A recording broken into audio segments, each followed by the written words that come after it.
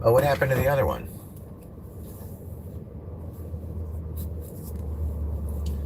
We're supposed to be two. Good morning. What's going on, everybody? Stoner Van Hound here is July 21st, 2025. This morning, we're going to talk a little bit. We're going to talk a little bit about the Manson case, really. Actually, we're going to talk about it a little bit, okay? And right now, this year is the 56th anniversary of the Tex Watson killings, and everything is going to fall into the exact place as it did back then. Now, yesterday was Sunday, July 20th, the anniversary of the moon landing, and that was the day Sharon Tate came back, and it was a Sunday. So it was the exact day that she came back. I mean, just, 56 years later. So everything right now is falling into place with the timeline of the murders on the exact days that they actually happened on. Well, she came back on a Sunday. I mean, look, it's really sad to say, but right now Sharon Tate doesn't realize she only has 3 weeks to live. Do you understand what happens in the next 3 weeks? Everything happens now. And this is where Helter Skelter is actually born. People think like, oh, Helter Skelter, it took 2 years. It took a year and a half. It took all this time. No, honestly, it took about 3 weeks. I mean, think about that. Before this moment right now where Sharon Tate comes home for the moon landing. Um, oh, that's so funny. And now there's this is actually kind of weird. Here comes the landscaping crew, and the landscaping crew is called Watson Landscaping. That's kind of interesting. Anyway, but the thing is that before she comes back from Europe, the Manson family. Now, some would say, well, they're already talking about Helter Skelter. They're talking about, okay, I would say no. I would just say they're talking about current events that are happening in the 60s. You have to understand the 60s, there was a lot going on. There was a lot of moving parts in the 60s. There really was. You had a lot of riots, the Watts riots, Detroit riots, and then you had Martin Luther King and Malcolm X and Bobby Kennedy. You had a lot of stuff going on. So did it look like the blacks were mad? Yes. Did it look like the blacks were uprising at the time with the riots? Sure. Yes. But is Helter Skelter any a part of this? And another thing to also find out exactly, another good little detail, which I don't have on me right now, is when exactly did the White Album come out? So, in my opinion, everything that starts with Helter Skelter, which doesn't really even start with it because that's make believe. Everything that starts in this case happens in the upcoming 3 weeks. So Sharon's back now. Now think about it. Sharon's back now. Okay, November 25th, 1968. Thank you. That's when the White Album comes out. So it comes out in 68. So all right, so they hear it. All right. Whatever. But remember, no one's murdered, and Bugliosi hasn't made a case for Helter Skelter and blah, blah, blah. They're just listening to the songs and just finding coincidences in the songs. Yes, there just happens to be somebody named Susan Atkins who they call Sadie, and then there's a song called Sexy Sadie, and then they try to make something out of Blackbird because the black people. Now, Helter Skelter, if they knew anything at the time, and it's kind of interesting because Bruce Davis has been to London, and maybe he should have known that a Helter Skelter is actually just a ride. But nobody knows that it's a ride because nobody's cultured enough to know that a Helter Skelter is actually just a slide. But anyway, so in my opinion, now the next 3 weeks, a lot goes down. And what's happening right now, think about this. Gary Henman is alive right now, and he's friends with Bobby Beausoleil. And it's July 21st, 1969. Look, in about 8 days, Gary Henman, I think, what day, Thomas, is Thomas there? Thomas, what day does Henman die? What is it, the 27th of July, something like that? They had to torture him for 2 days, and he finally dies, like one on the 27th, the 28th. That's coming up right now. So right now, the whole Bobby Beausoleil, straight Satans, they're talking, they're friends, or whatever, acquaintances, you might say. I don't know about friends. Bobby says in an interview that he actually was trying to what you call it when you're trying to get into a motorcycle club. I forgot what prospecting. That's what it was. He did. He said that in an interview that he was trying to prospect for the straight Saints, which, in my opinion, look, nothing against bikers, man, but Bobby had a lot of a lot of talent, and I just like, dude, why would you want to go join a biker club? Nothing wrong with that. But why would you want to go join a motorcycle club when you have all this talent and you could become like a studio musician and be, probably play in like, in the oh god, what was that? What's that one band that played in everybody's hit songs? You know who I'm talking, the Wrecking Crew. There you go. You could have been something like that. You could have been a really good studio musician. You could have actually really been something, Bobby. Honestly, really. Bobby really threw his life away over, this whole thing wanted to become a straight saint and stuff like that. July 27th is when Henman dies. Now, today is July 21st. Now, Henman doesn't realize, look, today is July 21st, July 27th. Look, in 6 days from now, Henman is going to be killed. A lot goes down in these last couple of weeks. And this is also where, if you think about Nicholas Schreck's book, The Manson File, Myth and Reality of an Outlaw Shaman, this is where at some time, when Linda Kasabian comes in, I'm sure by now, Thomas, you'd know this too, but when Kasabian comes into the family, which is probably very, very soon, something goes on between Kasabian, Tex, Vortek Verkowski, Cielo Drive, and this kind of leads up to that. 2025 has the same calendar year of 69. Everything matches up exactly. This year, everything will match up on the days that they all matched up on back then. So the stuff about, the whole thing about, listen, these next 3 weeks, we also have the Lots of Papa thing coming up. That's coming up very soon. We have Lots of Papa, Gary Henman. Now the ball's going to start rolling. What was going on prior to, here's the thing, what was going on prior to Sharon Tate coming back from London, maybe like 30 days before she came back, what actually went on in those 30 days that kind of made things go a little bit astray, and things started getting, well, for lack of a better word, started getting a little dark. And then next thing you know, in these next 3 weeks, we just happen to have a situation where Tex is doing his thing where he rips somebody off and then turns around and asks for Manson's help, or Manson assumes he rips off a Black Panther, but they get the information wrong. It wasn't a Black Panther. He was just a heroin dealer or just a drug dealer. They get that kind of stuff wrong. Manson shoots Lots of Papa. Do I think it was on purpose? I actually can see it being more of an accident. I swear, like he's pointing the gun and going, okay, look, you son of a bitch. You better give us, and then all of a sudden it kind of, bam, oh shit, kind of goes off. Now, the only thing that makes me think that it's not that at all, okay, in one part of me makes me think it could have been an accident. He accidentally shot him. Another way of looking at it is that if you think how aggressive he was with Gary Henman with the knife just slicing his fucking side of his face, then maybe he could just go out and just shoot somebody. So then, it makes me think, well, maybe he really did just shoot Lots of Papa, because look what he did to Gary. Now listen, in both those situations though, those weren't Manson's orders or Manson's fault. Those were situations by other acquaintances that he knew. They got in some trouble. They asked for help. And when you ask a convict for help, the only way he knows how to help is through violence, because that gets things done. Well, we're done talking. We're done negotiating. Now you're not getting the point here. So bam, bam, bam, bam, bam. Now you get the point. See, and I get that. And that, in my opinion, that's actually true. Look, sometimes you can do all the negotiating you want, try to wheel and deal and this and that. And then after a while, you know what? Fuck this. And now we're going to have to look.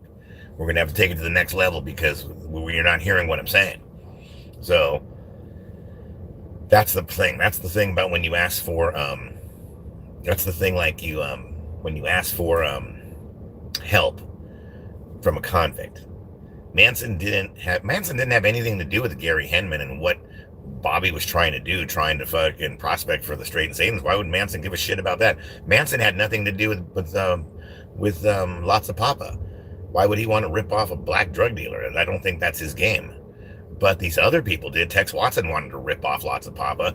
Bobby Beausoleil wanted to prospect for fucking straight Satans and sell methamphetamine or mescaline. They wanted to do those things. That had nothing to do with Manson. But then both these people get in trouble. It's brought to Manson's attention. He deals with it the way convicts deal with it. And then everybody says, it's your fault. It's your fault. It's your fault. Why did you do that? I didn't say do that. I didn't say do that. Hey, you asked for my help. You didn't tell me what to do. All you did was ask for help because you couldn't handle the situation because you weren't man enough, especially with Bobby Beausoleil. In my personal opinion, Bobby is a bit of a pussy. He never was a fucking fighter, more of a lover. He would have been terrible if you would have sent him to Vietnam. I could see him being one of those guys, probably ends up shooting one of his own men. He doesn't seem like the tough guy. And think about this. At one point with him and Gary Henman gets the gun. That's the only part about that thing I don't understand. If Gary Henman gets the gun, why didn't he just escape?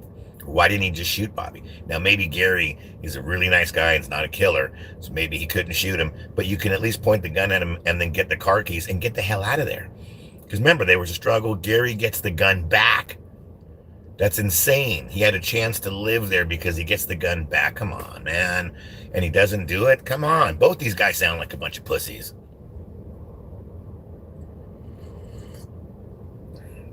It's probably why the straight Satans fucking asked for their money back. The mescaline was probably good.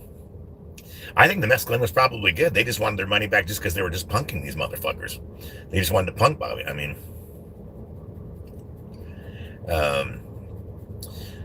but who knows? So everything right now falls into that timeline. Dude, it's July 21st. Gary Henman is going to die in the next 6 days. It's all coming down fast. Sharon Tate's got 3 weeks to live. She doesn't even know it. You know, I mean, there's a lot going to happen here in the next 3 weeks. It's wow, man. I mean, at the time, everybody doesn't know. You're just living your life. See, that's what we do. We just live your life, and you don't know when your number is going to be called. I don't know. You don't know.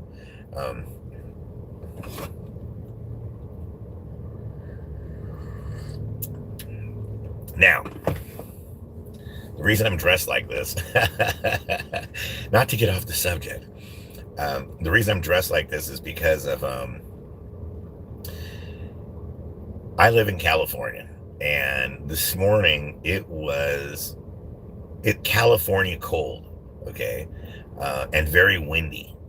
Very, very windy. I get up early. I get up about 5 o'clock in the morning. I'm an early riser, man. It's even when I try to sleep in on the days of my day off, I'm still up by like 5:30. I just got to get up.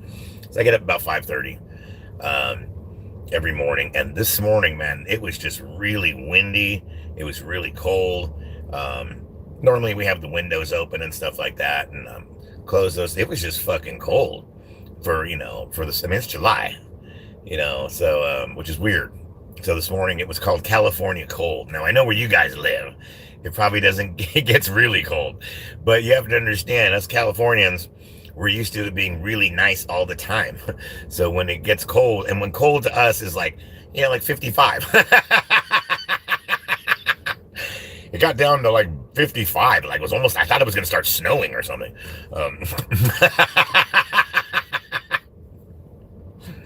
Yeah, it was like brutally cold this morning at 55. With heavy winds. So there's heavy winds, and it was just cold this morning. Now it's starting to heat up. I can already tell it's starting to heat up. It's going to be a nice day. It's going to be at least 90 today, or 89. It's going to be actually very mild this whole week, I think. But I think the high for the week is 89, and that's it for the entire week. I mean, that's not bad. I mean, remember, but it's still July. Remember, people, the summer's not over. I don't know if you guys know this, but we still have August and September. August and September can be brutally hot, triple digits. So we're not out of summertime just yet. You still got August and September. So trust me, man. It doesn't start cooling down until about October 15th.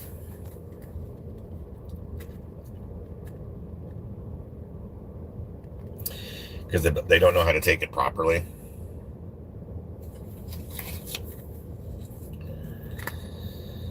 No, they got sick. Well, I mean, either way, I'm just saying they got sick or this or that, or maybe it was bad. But then I can also see it not being bad, but just saying, fucking with Bobby anyway, and just wanting the money back just because they can do that.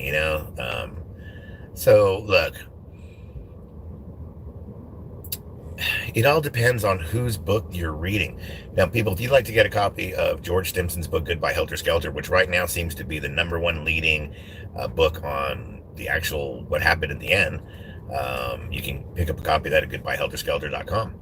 Also at goodbyehelterskelter.com, you can pick up a copy of Lynette Fromey's book Reflection, just a regular copy, I think for $35. But if you want to get a signed copy, they're $150.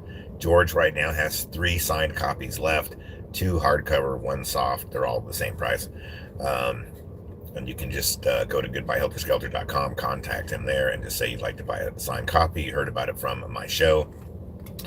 Also, Nicholas Schreck has a book out called The Manson File, Myth and Reality of an Outlaw Shaman. Now, I know a lot of you are pissed off at him and maybe ordered the book and never got the book.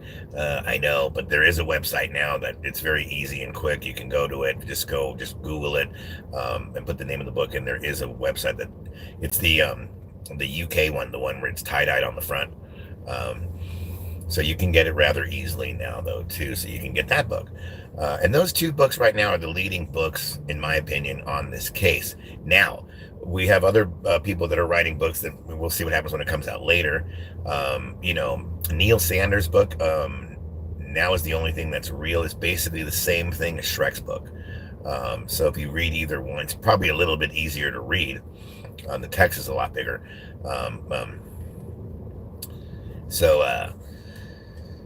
That is those 2 books are really the main books, man. And then the 2 authors of that book are friends. They respect each other, but yet won't, in a nice way, do a show together where they kind of, talk about theories on this case. They've put in a lot of time and a lot of work. So have other people, but other people haven't written books yet. And that's what we're waiting for. I know we all know that Michael Channels is working on a book, and that's going to be great to see when it finally comes out. And we'll see what he has to say. These are people that were actually friends with Manson, knew Manson, visited Manson. So it's a little bit different. I think we have to look at their work a little bit differently because they were actually really friends with him and visited him and stuff like that. When I say Michael Channels, George Stimson, Nicholas Schreck, they were there in the prison with him, so that really does say a lot. So that's what I'm saying about that. So anyway, the Tex Watson murders fall perfectly into place this year. The timeline for this year and 1969 fall exactly in sync. So the days all match up perfectly. Like yesterday was Sunday, July 20th. That was the day, Sharon Tate came back. It was a Sunday. And now in 3 weeks from now on a Friday night, she's going to go to her last dinner at El Coyote on August 8th. And then after midnight, on early morning of August 9th, her and her friends will be murdered. It's fucked up. Yeah. And now here we are 56 years later, still trying to figure out why exactly. That's the whole thing about this case. Nobody here is promoting death. Nobody thinks it's a good thing that all these people died. We're not laughing at anybody. We're not doing any of that. We're trying to understand what exactly happened because nobody believes Vincent Bugliosi and Helter Skelter. I just don't believe it. I just don't believe it. And I believe that there are people out there who put in a lot of time and effort and some really good work to show us that Bugliosi was 100% wrong. So that's all we're trying to do here. And that's what makes this case so fascinating. So we're not trying to glorify anything or this or that. Do I get a little carried away sometimes and get a little fun with it? Yeah, because sometimes you have to, when I say laugh, I don't mean necessarily laugh at what happened, but just laugh in general, because this is something that is very difficult to understand. And I think I still believe in the Tex Watson tapes. I mean, that to me is a bit strange how those weren't released. Now, Anthony DeMaria, who is J. Sebring's nephew, he had a chance to access them. But the only problem with that is that if he actually accesses them and gets them to come out, then everyone gets to listen to them, not just him. If it would have been just him, then he would have obviously listened to him. But it wasn't just him. He's like, oh, wait a minute. If I file for this paperwork to try to get the tapes, then everyone, people like me, and then we're on here listening to it, and we'll listen to all 20 hours. I'd blast every single minute of those tapes on here if they were released. I think honestly, that's really the main missing link to this case, because what text says there. Here's why I think the text tapes are so important, because if text says everything that Bugliosi says in the book, that proves that the helter-skelter theory was real. If he even mentions helter-skelter, if he even mentions everything that Bugliosi says, if he says all that stuff in the first 20 hours, then it's real. If he doesn't even mention helter-skelter and nothing that has to do with what got them convicted, now we're talking about a completely different theory, and then we know 100% for sure that Bugliosi just bullshitted his way, even though we already believe that already. But that just clarifies it. So the text tapes, in my opinion, are really where it's at. This is really, what did he say? I mean, they're like, the cops told Anthony DeMaria that, oh, he didn't say anything. It's like, for 20 hours, he didn't say anything. And when I say he didn't say anything, not mean that he didn't physically talk. He didn't say any valuable information. And I'm like, bullshit. 20 hours, and you can't explain how you met Manson, why you were there, what you were doing at the top of there, why did you kill those people? You know, like, who told you to kill those people? Why did you kill those people? So if he's explaining all that, and it has nothing to do with what Bugliosi said, then wait a minute. Why did you kill people? And then also it was said that he talks about other murders. Other murders? What other murders? What if there really were other murders and the cops just decided to ignore them and go, we're not going to waste our time with the John Doe or Jane Doe or we just want the other stuff. You know what I mean? It's like, wait a minute. That just shows you how sloppy the cops are. And like ignoring the fact that he just said there's other murders, but you won't investigate it. What do you mean? Why won't you investigate it? If Tex said there's other murders, that's what Tom O'Neill said. Tex said that he talks about other murders, other stuff on the tape. So honestly, people, the Tex Watson tapes is still, in my opinion, the missing link to this. But for people like George Stimson, who believe his book is number one, and Nicholas Schreck, they believe his book's number one. Schreck's working on a documentary right now and all that kind of stuff. And, we'll see. I still believe the Tex Watson tapes can link everything together, will fill in the gaps. I honestly don't believe that Tex talked to the cops for 20 hours and didn't say anything valuable. Bullshit.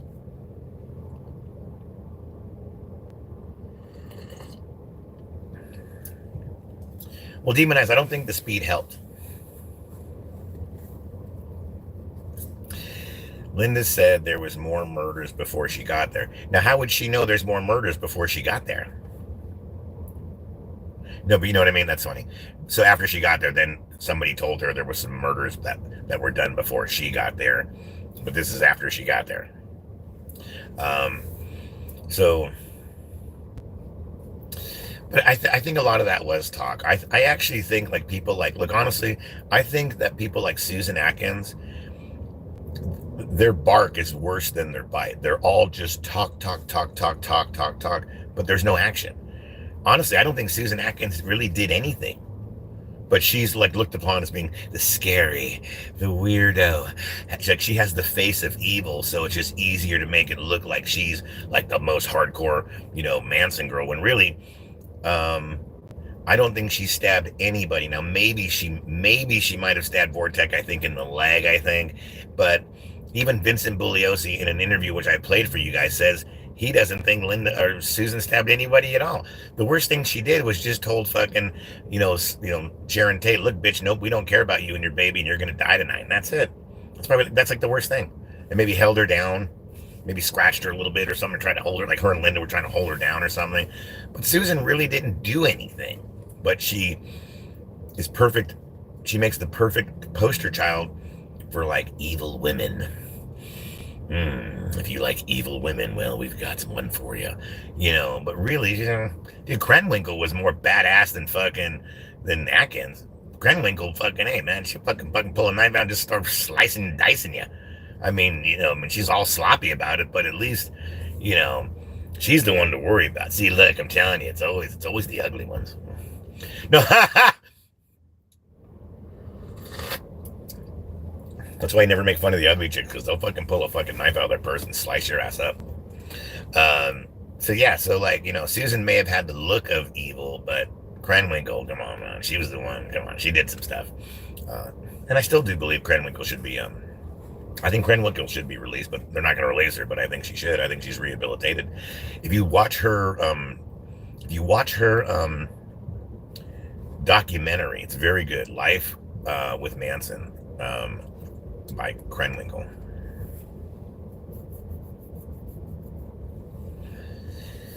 No, yeah, but they definitely were on meth. The methamphetamine was there. They had a jar. They've admitted it. I mean, Susan has said that many times in interviews. Um, I mean, I could see Tex being the kind of dealer who gets high on his own supply, which is like a terrible dealer. That's the one thing Tex just wasn't good at. He might have been good at football and sports and this and that, and then and the school play, maybe stuff like that. Um, But when it came to drug dealing, he just was a very, very bad drug dealer. And the number one rule you don't do when you're a drug dealer, what is it, people? You guys all know the rules. Come on, don't act like you don't know. The number one rule when drug dealing. Oh, hold on a sec. Is that mine? They gave it to me, but it's yours. It's past large drop. Okay. But it's on Fulton. Okay, no problem. Thank you.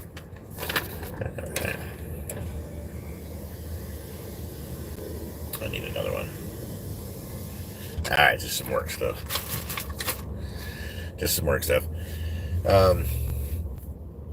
What the fuck? Anyway, people, so this year, getting back to what,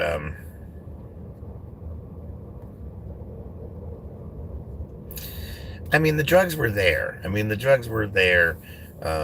thing is that here's the one thing about the methamphetamine on the ranch that you guys have to think about.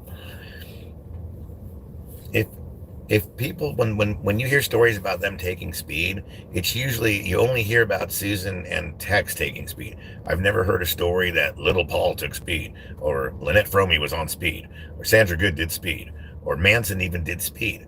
You don't really hear any stories of anyone else doing any speed, or any talk about anyone else doing speed, or I saw someone doing speed.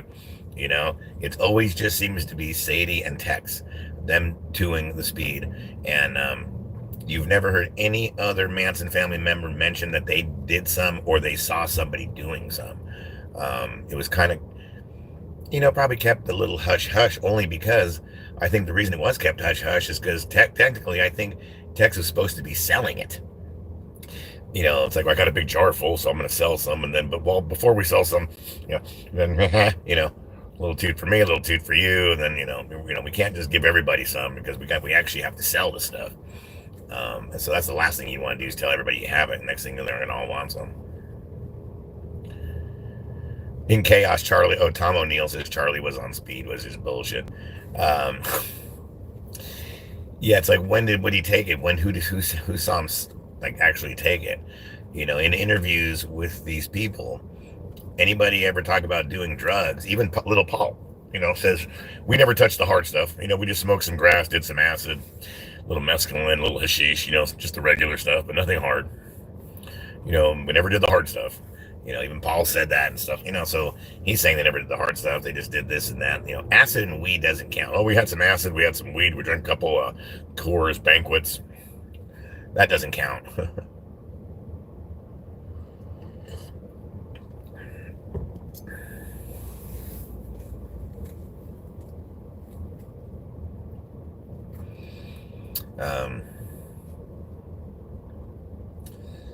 But anyway. All right, what time is it? Should I get back? All right, people, that's going to do it. 30 minutes. Oh, perfect. That's perfect timing. All right, so I'm going to leave this video up. This video is just letting you know that the timeline for the Tex Watson killings falls perfectly into place on 2025, which is right now. So today is July 21st. Sharon Tate is back home now with her family. They got done watching the moon landing last night. And now she's going to be home for the next 3 weeks until shit goes down. But Gary Henman's coming up. Lots of Papa's coming up. All that stuff is coming up right now. All right. All right, everybody. Take care. I'm out of here. I'll see you guys later.